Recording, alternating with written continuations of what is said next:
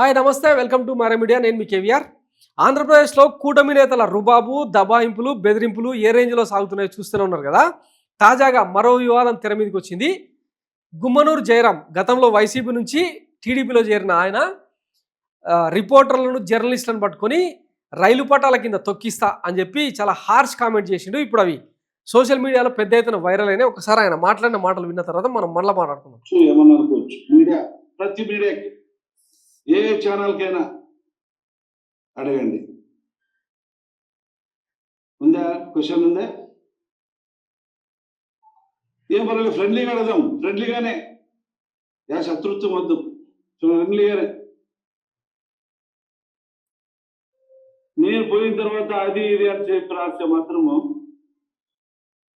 మరి మీరే అన్నారు పట్టాల మీద పండబెడతారా? మరి అది లేకపోయినప్పుడు మీరు నిరూపించకపోతే పట్టాల మీద పండబెట్టే కూడా నేను సిద్ధంగా ఉంటాను. ఎందుకంటే నాకేం లెక్కలే, అన్ని విధాలుగా చేసి వచ్చినవాడిని. రాసుకోండి.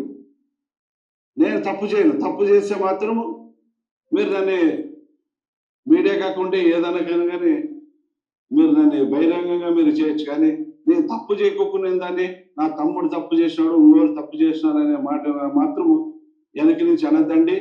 ఏదైనా తప్పు చేసినారని చెప్పి నేరుగా అడగండి. ఆ తప్పు ఏమన్నా చేసి ఉంటే నేను సరిదిద్దుకుంటా. తప్పు చేయకపోతే మాత్రం తాట తీస్తా. ఇది మరొకసారి హెచ్చరిస్తున్నా. నా పైన రాసేటప్పుడు కూడా ఎవరైనా కానీ అన్ని విధాలుగా ఆలోచన చేసి రాయండి. ఏమన్నా అనుకోవచ్చు.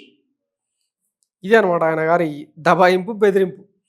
సో రిపోర్టర్లు అన్నాక రకరకాల సోర్సులు వెతుక్కొని మీడియా హౌస్లు ఇవన్నీ రాసే ప్రయత్నం చేస్తాయి. ఆ మాత్రం దానికి రైలు పట్టాల మీద పండబెట్టి రైలుతో తొక్కిస్తా తాట తీస్తా అని చెప్పి మాటలు మాట్లాడడం ఏంది? అసలు పత్రికా స్వేచ్ఛ ఉందా ఆంధ్రప్రదేశ్లో? ఇప్పటికే విజయ్ కేసరి రెడ్డి లాంటి వాళ్ళను రెడ్డి అనే ట్యాగ్ లైన్ ఉంటే ఇక వైసీపీకి అంటగట్టడం ఇవన్నీ చేసే ప్రయత్నం చేస్తూ ఉన్నారు. ఇక బాజాప్తా రిపోర్టర్లను అడ్డం పెట్టుకొని ఈ బెదిరింపులకు దిగుతూ ఉన్నారంటే వీళ్ళ బలుపు గోరోజనం ఏందన్నట్టు. అసలు పాలన ఎటువైపు సాగుతుంది? మాట్లాడుతుంటే కొంతమందితోన 20 ఏళ్ళ ఆంధ్రప్రదేశ్ చరిత్రలో ఏ రోజు కూడా ఇట్లాంటి నిర్బంధాలు ఇట్లాంటి అరాచకాలు చూడలేదు అని చెప్పి అటు ప్రజలు మాట్లాడుతున్నారు, ఇటు మీడియా రిపోర్టర్లు మాట్లాడుతూ ఉన్నారు, జర్నలిస్టు వర్గాలు చెప్తా ఉన్నాయి. కొంచెం చూసుకోండి. అంటే ఎట్లాగో మీరు చేసే అవినీతికి గేట్లు ఎత్తిండ్రు, అవి కళ్ళ ముందు కనపడతా ఉన్నాయి. పైగా సంక్షేమ పథకాలను ఎండబెట్టి ప్రజలను గాలికి వదిలేసిర్రు, ఇది కూడా తెలుస్తూ ఉంది. కనీసం ప్రజల తరఫున వాళ్ళ హక్కులకు సంబంధించిన రాతలు రాస్తే కూడా ఇట్లా బెదిరింపులకు దిగితే ఇంకా ఏమనుకోవాలి? సో ఇంకా దీన్నే విజనరీ పాలన, రెడ్ బుక్ రాజ్యాంగానికి ఇంకా రాజ్యాంగం వెసులుబాటు ఇచ్చింది, ఇంకా దాన్నే ఇంప్లిమెంట్ చేస్తున్నాం అని చెప్పి ఏమైనా చెప్పదలుచుకున్నారా? ఇంకా దాన్ని అదే కనుక చెప్తే కనీసం ఈ ప్రశ్నించే తత్వం కూడా ఆంధ్రప్రదేశ్ ప్రజలు మర్చిపోయి ఏదో కలో గంజు దాగి బతికేస్తారు కదా. ఊరికే ఎందుకు ఈ బెదిరింపులన్నీ?